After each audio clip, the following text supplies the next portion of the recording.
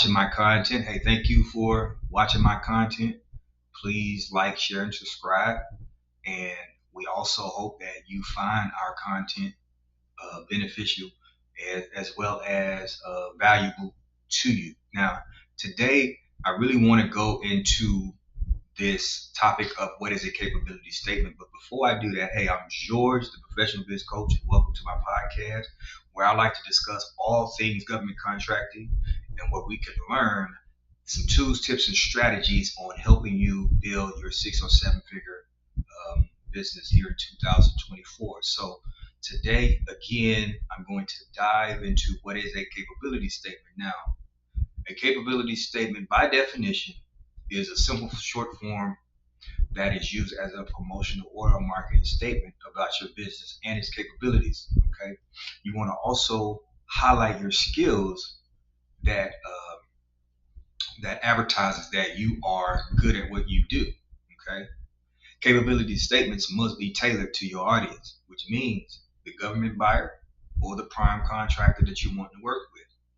Successful firms use capability statements for several purposes. Now, we're going to cover um, some different methods on how to effectively put together this capability statement and what's some processes, what's some great touching points and some key tips on you putting in this document together.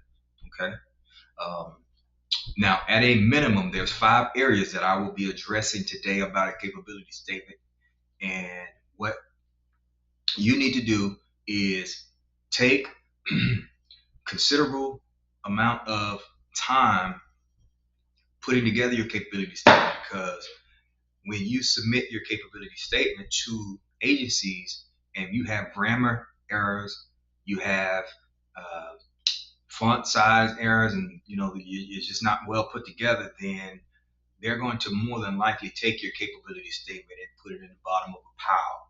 Okay, I can remember when I was originally first starting out in government contracting, and it was suggested to go see our local PTAC offices. Now, the PTAC offices are a great resource for you. If you're starting out in government contracting, you can go to the PTAC office and get small business development assistance. Now, these individuals who work in PTAC offices can help you with putting together a capability statement. Now, let me let you know one thing about these offices. Okay, they are a great, again, uh, point, a starting point if you want to get started. However, what you may find is that the level of knowledge from some of the counselors may not be where I would say as an expert. Now, when I first started out, of course, I didn't know any better. Okay, but I'm gonna close this gap in a minute. So I took my capability statement to a PTAC office and I spoke to several counselors there.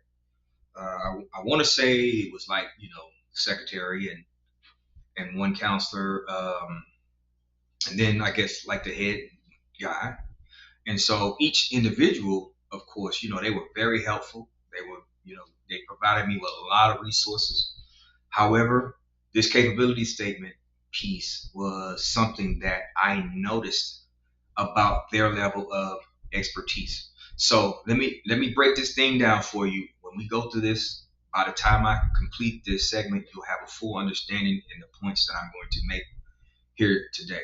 So again, PTAC hires people, and they may do a general government contracting level 1 certification to have some qualifications. Rarely have I seen PTAC um, officials or representatives be like myself, entrepreneurs who've actually had boots on the ground in government contracting, who's had experience, won contracts, lost contracts, written I don't know how many capability statements. But the point I'm making is that you may not find those individuals with that type of assistance that's going to ensure that when you submit your capability statement, that it doesn't get put in the bottom of the pile. So At the end of the day, it's on you to ensure that your format is correct, that your spelling is correct, that you're using the right format, because believe it or not, there is a standard format. If you don't put certain things on your capability statement, it will be placed at the bottom of the pile. Okay, so we're going to go over this in a five-part segment. So we're gonna by me being an expert, I always like to try to teach you in such a way that you can have a full understanding. So that way you can put together a compelling capability statement at this day and time and present yourself and brand yourself to those agencies that are out there in your area. So okay, let's begin with what is a capability statement. So again, by definition, it's the use of a simple form, and it's a promotional and a marketing statement. Okay, that's it. It's like a resume. Okay, it's like your company resume, and you're presenting your resume like you would a job.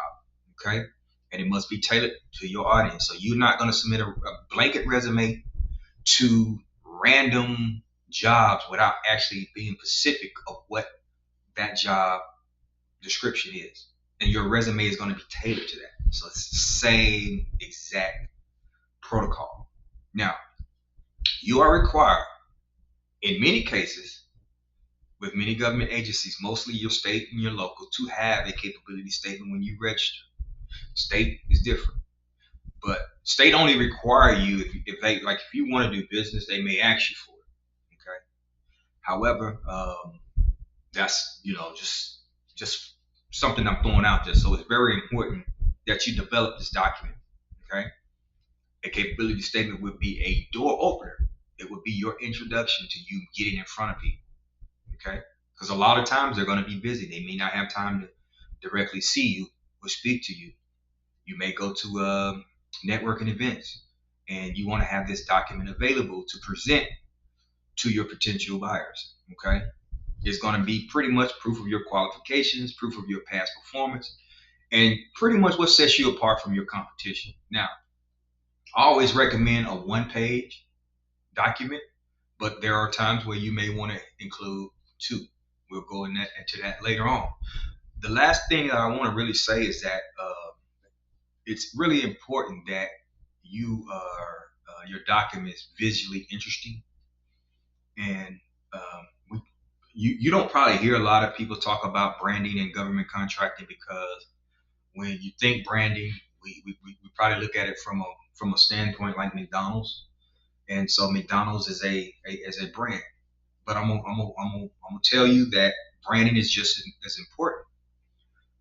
There are companies out here that you'll know who they are based off of their brand, the colors, the logos, and things like that. You want to structure your capability statement with your brand, with your company colors. You want to have it presented, your graphics and your identity of who you are. Using your boldness, your colors, your logos, and things like that, and just basically targeting who you want to do business with. Okay.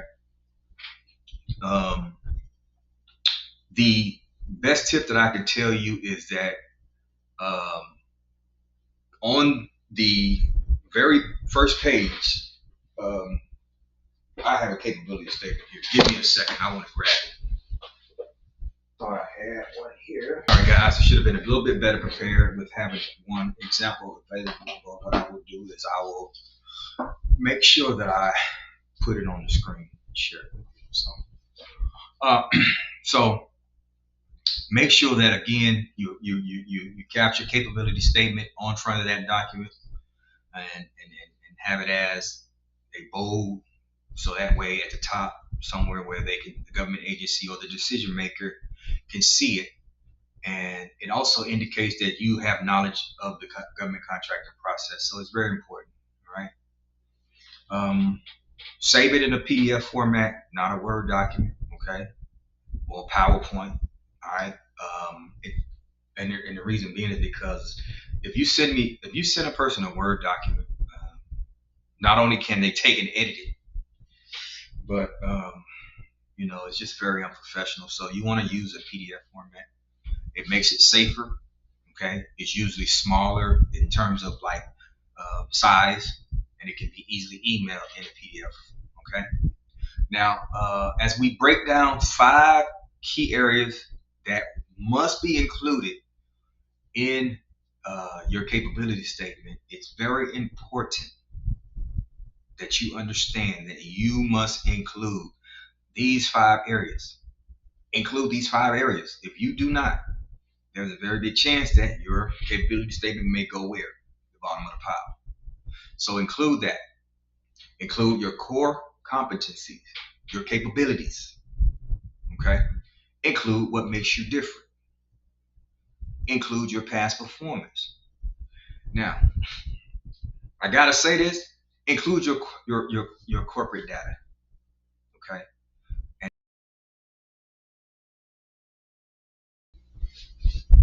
okay, so when we start composing your capability statement, all right, we're gonna follow the section labels. You're gonna have section labels where I want you to when you start formatting, you're going to have your core competencies, the 5 key areas that we spoke of earlier, the key elements, okay? And the first one being your core competencies, which is going to pretty much be a short intro statement, all right? And it's going to pretty much capture what your company's core specific niches and the things that you can do, and you're going to pretty much present it in keywords using bullet points, okay? And this is something that a lot of agencies or a lot of agencies look for this and firms don't do it, okay? So if you don't structure your capability statement in such a way to where, number one, it's a attention getter, then you risk it being placed in the trash. And I don't mean literally like they throw it in the trash, but But anyway, um, then you go into the second piece, and the second element is your differential. So when you're doing business with the government, it's highly competitive. It's a little competitive, and so if you as a contractor want to rise above your competition, then you need to market yourself and explain your company to this agency that pretty much provides a clear statement that relates to their specific needs. So you want to pretty much explain how if you were you know a, a business that can provide a service, how you're going to help them procure their needs. It's very important that we understand how we can help our agencies. All right, how can you help solve a problem? And this is how your company will present itself, and you want to do it in such a way to where it best suited for the needs of this agency. Okay, so what is about your services that will make you stand than out than the rest? And that's pretty much it. Okay, I'm not going to beat a dead horse on that. I just want to kind of cover, you know, some key points of what you want to have in your bullet points. Okay, now your third step is your past performance. Now, past performance is oftentimes something that a lot of times when you're new, it's very difficult for you to formulate. Well, I have never done a contract before. How can I have something? Well, stop. Think about it. You're providing a service, okay?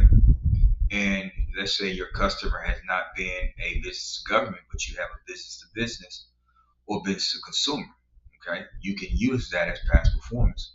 So you need to be able to articulate your past performance that you've had relevant to the the uh, the industry, relevant to what the current agency that you're looking to work with, and you want to pretty much start by prioritizing, starting with the related agencies, and then I normally tell people to focus on the federal side because the federal side is a little more acceptable, in my opinion. I'm just going based off of my opinion. So, but they're a little bit more acceptable to new companies. Okay. Now, what I will say though is that when you present your capability statement, no matter what agency, if you're going for your local or your state, you need to ensure that it stands out. Okay, so here's some tips. You want to pretty much be specific, um, and make sure that you input this information in there to ensure that they can get in touch with you. Okay, so like your contact information, for example, include your name, include your title, your email, your phone. All right, and you use this information for you to link with a decision maker. You want to leave this information uh, for them to reach out to you. If you don't put it on there, then there's a good chance that they may not reach out to you. Okay. The next thing is the company data. Okay. Now, I was speaking earlier about this right here, and this is something that you want to ensure that you implement this in your capability statement, because and I say, hey, keep it one or two short sentences, basically explaining your pertinent history, including your size, okay, maybe your revenue, maybe your number of employees that you've had, okay, the geographical areas you served, all right. Put your website on there as well, because at the end of the day, you always want to leave the agencies with the impression that, hey, I'm the right person. Here's my services, because you may not have a lot of time to get in front of them when you give an elevator pitch. So it's very important that with this capability statement that you position yourself, and make it to where they want to do business with you. Now, some other things that you want to put in there is your company data. Say, for an example, if you are Hub certified, or you're service disabled, veteran owned business, or woman owned business, you want to put all that on your capability statement. Okay, you want to put your UEI on there, your EIN on there. Well, I would say that it all depends, because you're going to be giving this document out. So when I give it to government agencies, I make sure I have my all of my pertinent information on there.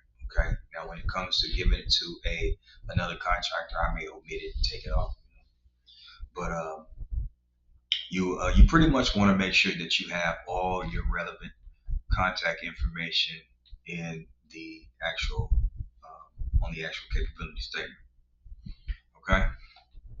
So if your firm has won any awards, right, or you received any accolades, would you want to put that information on your capability statement? Would you? I would say yes. Because again, how are you going to stand out versus your competitors? Okay. Again, uh, you got a lot of companies out here who are trying to get in front of you to get the business. Why? Because they know that it's going to be beneficial.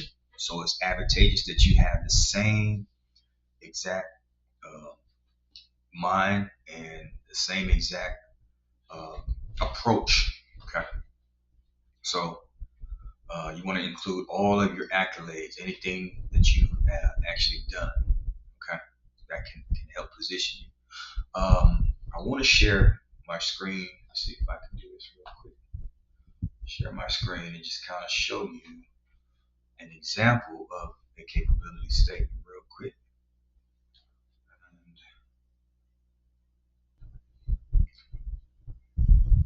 Okay, so here what we have is a capability statement sample template. Okay.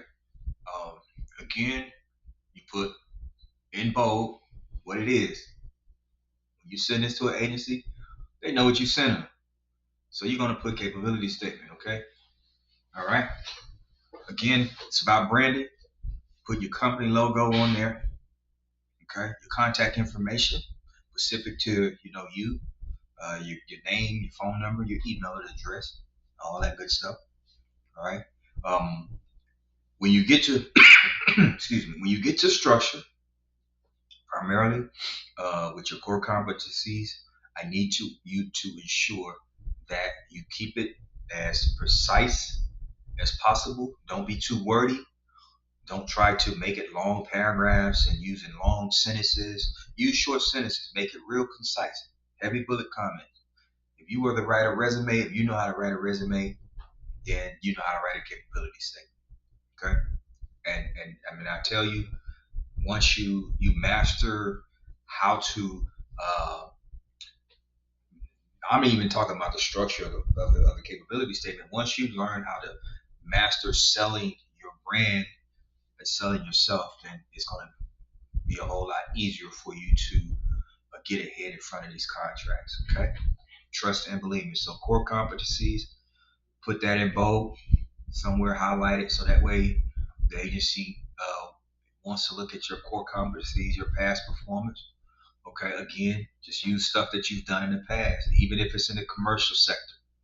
Okay, you've had past projects, and you want to uh, be specific about that, then do that.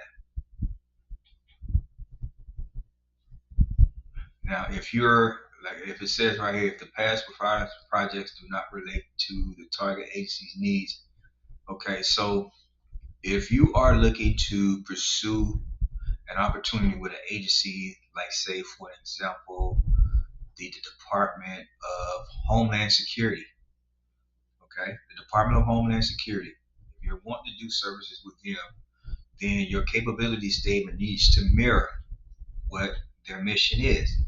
If it's something that they don't do not send them a capability statement. Okay. And in terms of another key point is that you also want to have multiple. So, for an example, I perform several services. I have several different capability statements specific to that. Okay. What makes you different? You got to stand out. Okay. What are the benefits of how they can benefit from working with you? Okay. And I'm gonna tell you a good way to to get ahead of this is go to the agency's website and look at what their mission is. Go to usaspending.gov, see how much that agency has spent. You gotta do some historical homework and data on them, and then that way you can kind of you know I call it intelligence gathering, and I'm gathering intel about that agency, and then I'm using that information and I'm placing it on my capability statement because I want to do business with you. So I know that, hey, you guys have X, Y, and Z, and I want to help you solve this problem based off of what my expertise is. Okay. Company data is pretty specific. Okay. And again, make sure that you include all of this information. Okay. They don't do the duns anymore, so some of my material is a little outdated, so I need to do updates on it. But anyway, this is just an example. Okay. Now, I want to show you this piece as well. Writing an effective capability statement, and it involves you understanding your audience. All right. Understand who your audience is. All right. Whether it's potential clients or partners or government agencies, understand who they are. Okay. Um, Make sure that you keep it concise. Don't try to ramble on and go on and on. Just say one page. Say what you got to say. Make it easy. Make it readable. Make it nice and neat. And put some boldness in it. Put your stamp on it, and send that bad boy off. Okay. And begin with a brief introduction about yourself, about your company. Okay. Your mission. All right. And put your core competencies again in there. Your past performance. What makes you different. Your certifications. All of this stuff. Okay. Make sure you proofread it. Okay. And this is just right here. This is my free uh, writing effective statement guide here, and I give this to my students to once they get started and whatnot, they'll be able to know step by step what exactly needs to go in there. And then, we both review it just to ensure that, you have a format or a template. You can design and you can put, your own stamp on it, your own logo, your own background, stuff like that, some color, whatnot. But, you want your capability statement to kind of present itself in a very professional manner. Okay. And not to go too on about that, but I just really wanted to just kind of show you